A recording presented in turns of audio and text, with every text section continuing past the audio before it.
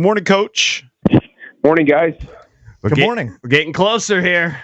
Yeah, we're getting closer. Are you kind of ready for the regular season to be over with? And just get this going, or what's sort of your mindset?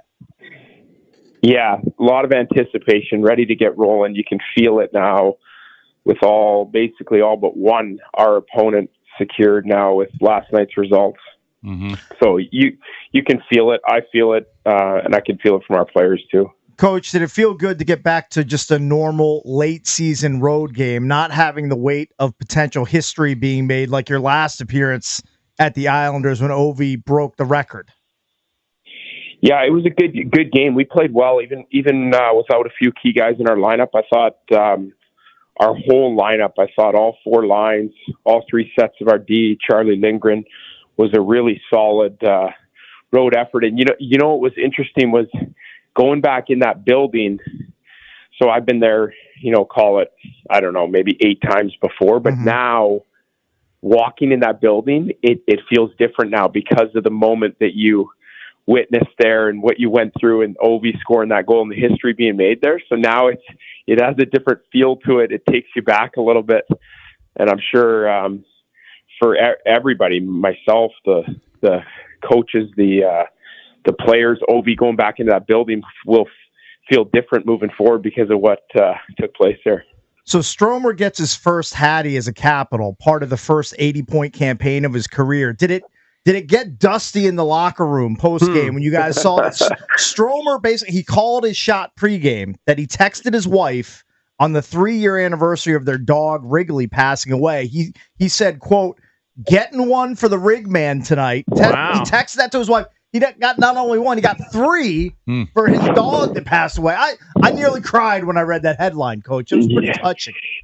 And you know what's coincidental on that is we don't normally, like as coaches, we never really talk about individual points. Like obviously Ovi's situation was different, but we don't keep tabs on who's at 19 goals, one away from 20. But last night it just so happened we just went through our roster as a staff and just, who's close to, and Strome was the guy we brought up of like, oh, wow, he's 2 points away from 80. And we're like, 4 away from 30. That's going to be tough in 2 games. But we brought that up. And then next thing you know, he's got the first goal in the first. And then he gets the second to get him to 80 points. And then all of a sudden he's 1 away from 30. So good for him. He certainly carried the load last night offensively. So, Coach Carbs, I was going through the stats, and it's remarkable that how many guys have their career highs and goals this season for the Caps. I'm just going to quickly go through the list because there's a lot of them. Willie has 33. Pro has 30. Stromer, 29. Mikey, 25. Chicky has 20. Dowder has 14. Now, this isn't a career high in goals, but Luc Dubois has a career high in points. Like, what is your guys' secret sauce for getting all these guys to these goal numbers this year for the Caps? It's crazy. I think they're number one. It's a credit to them. They're all having terrific regular seasons, which is the lot of work that they're putting in and everything that they've done this year to be consistent with their game and show up every night and perform at a high level.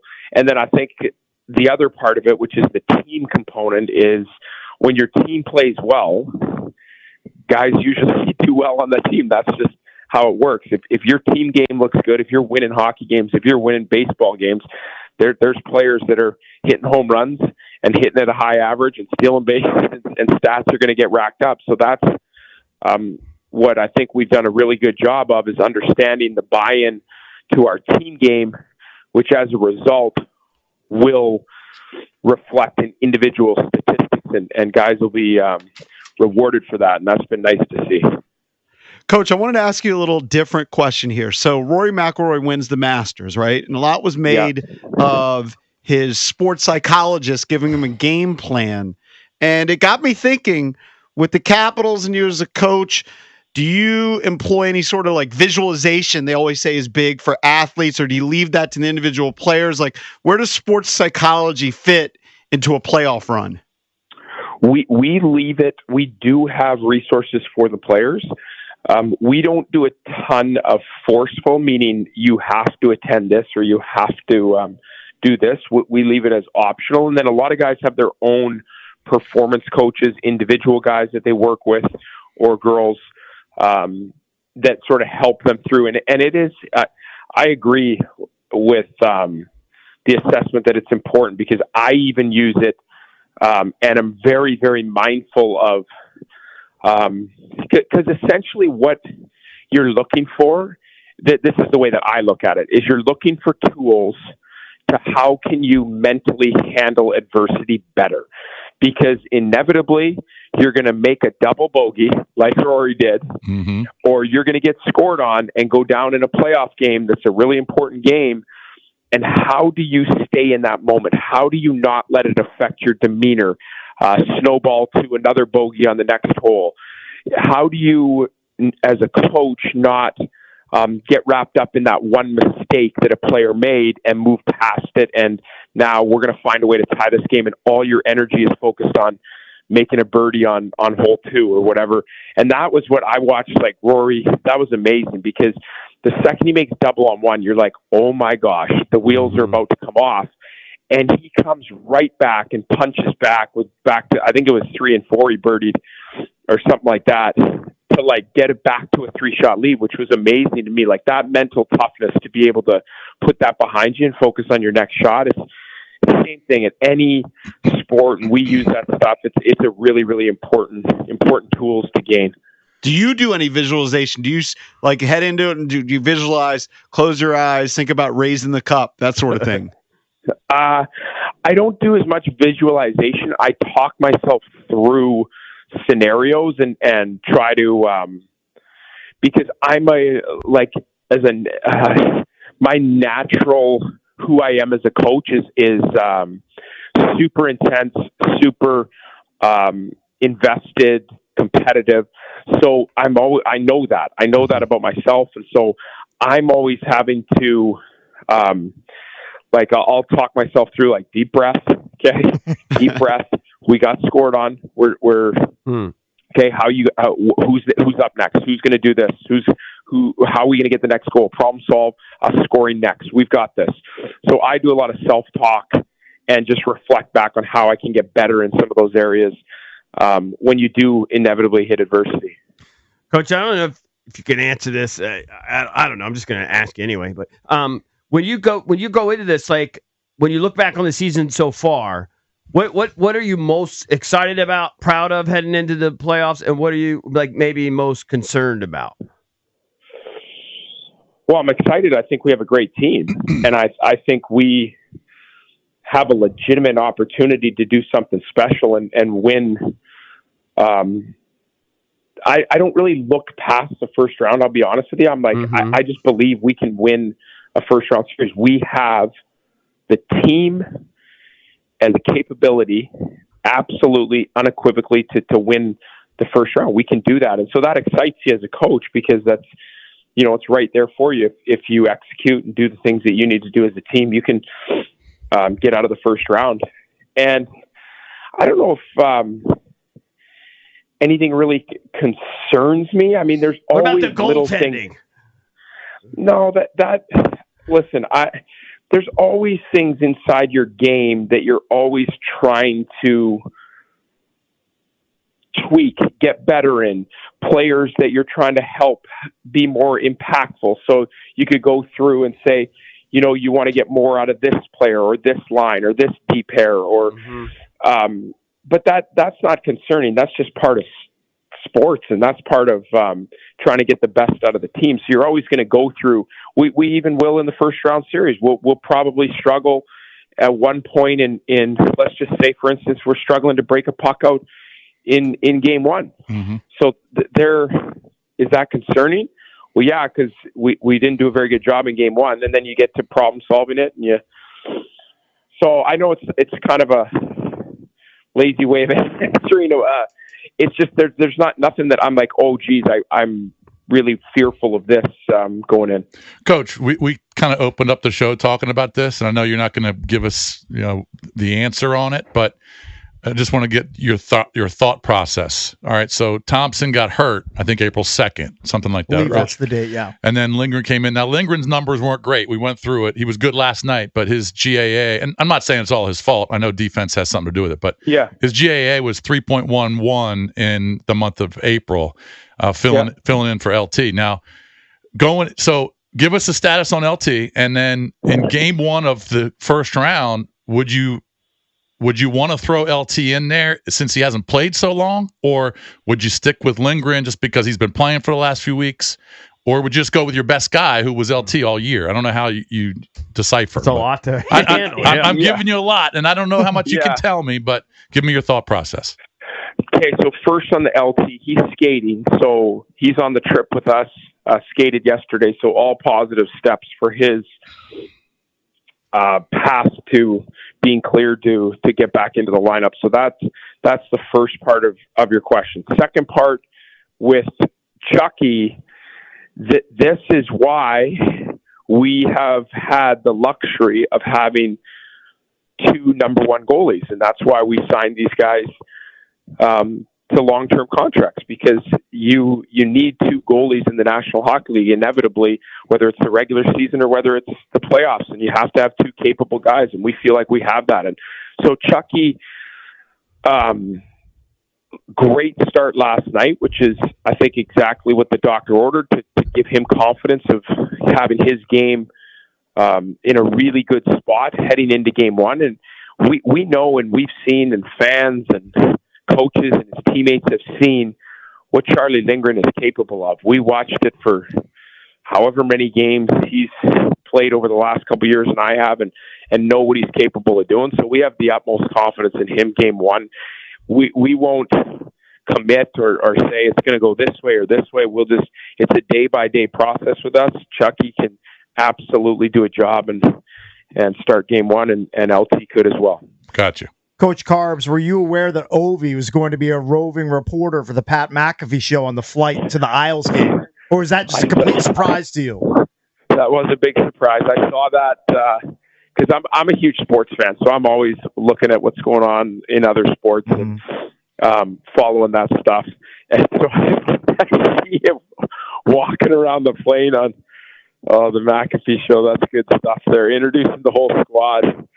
I'm not sure if he knew we called up Clay Stevenson, so that was an interesting part of his documentary. Did you see him walking around? Yeah. Yeah. No, I didn't see him because we were up at the front. Oh, okay.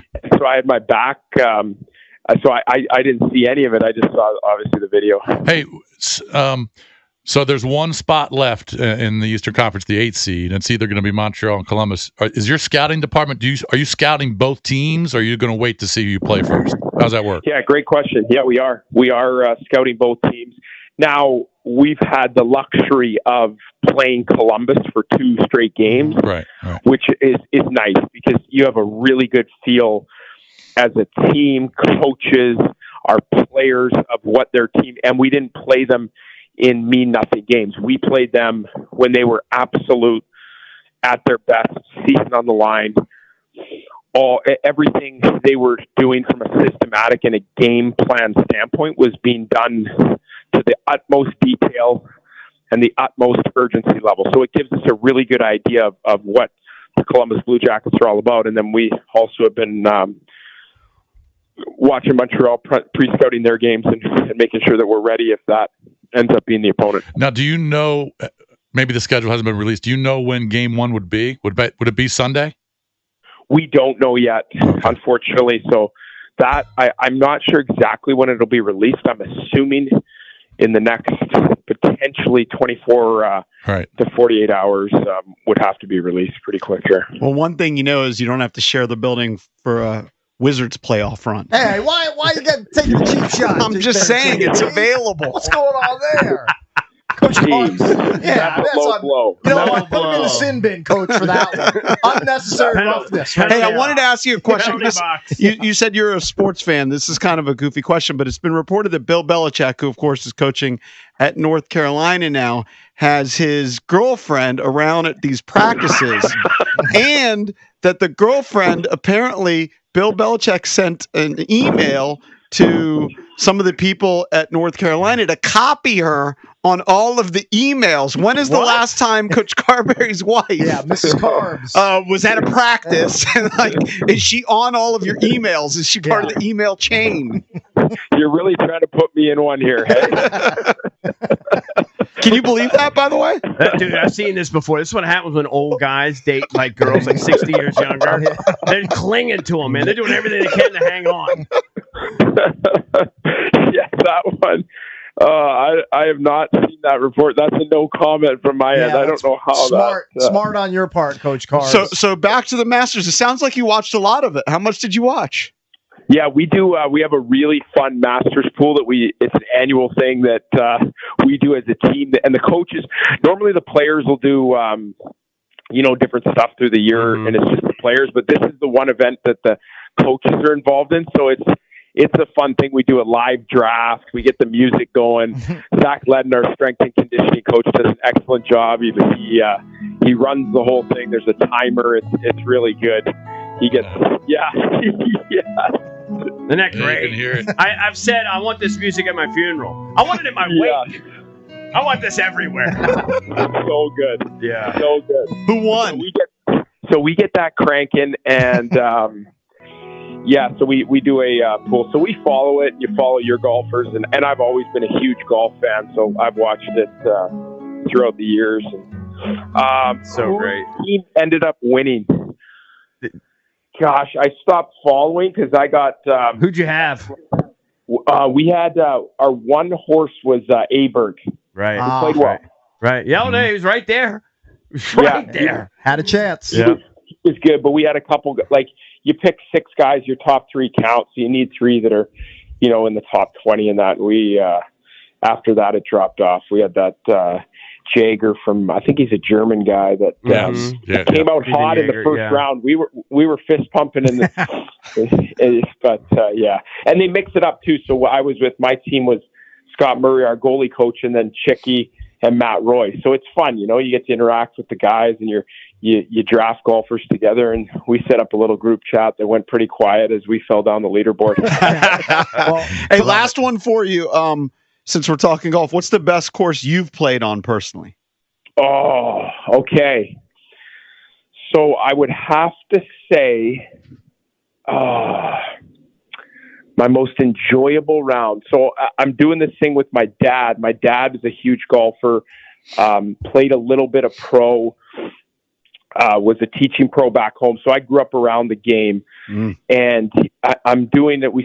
My brother and I started last year. We're doing bucket list courses that he's never played in his life and trying to take him. So last year we started it and we took him to Pinehurst number 2. Nice. That's a good one. Nice. Good start. Yes. And so I'll say that one. Played some other good tracks, but I'll say that one because the unique part of that was not only playing the course, we played it a week after Bryson won the U.S. Open and hit that bunker shot. Yeah. So we played it when it was tough. And as a cherry on top, they said the day just coincidentally that we played was the Sunday Pins. Wow. Oh, sweet. Did you stay? Yeah. Did you stay at the Carolina Inn right there? At Villas. Yeah. The Villas. Yes, we did. That place is sick. Hey, Coach, it was great. Coach, it's been a great season. I think this is your last one before the playoffs. So we'd love to have you during the playoffs, but we'll see. If they get on a heater, maybe he'll do an occasional spot for us, maybe. Yeah. I always love coming on. I appreciate you guys treating me so well. Yeah, no, it's been great, man. Thank you. Yeah, let's do it. Thank you, Coach. Thanks, guys. Yep.